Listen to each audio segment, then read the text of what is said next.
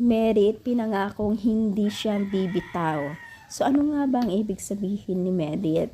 So bago natin ipagpatuloy ang ating pag-support today's video, kung bago ka pa lang sa aking channel, please subscribe po, like, and pakit na rin po natin guys ang notification bell upang ma-update po tayo tuwing ako po nag-upload sa mga viral and trending video.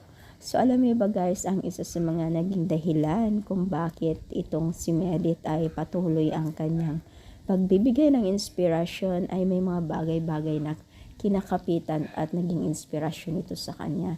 So dito nga po, nung makita po natin sa kanyang live na kung saan pinangako niya sa harap ng kamera sa mga netizens na kahit sa mga basher niya na hindi siya bibitaw bilang isang vlogger dahil marami na daw di umano siyang natutulungan at napapasaya. So, ibig sabihin lamang yan ito ay malawak na rin po ang napunta o na narating ni Merit.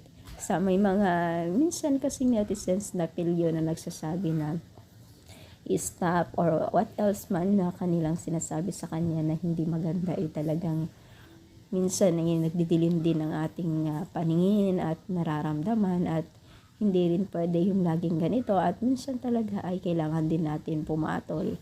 Pero syempre bilang isang Merit na vlogger ay pinaliwanag niya ito na kahit ano man gawin nila ay hindi sila hadlang para pigilan itong si Merit bilang siya, di ba? So alam niyo ba guys na marami na rin po kasing natutulungan din si Merit na nabibigyan ng inspirasyon. Lalong-lalo na sa kanilang love team ni James.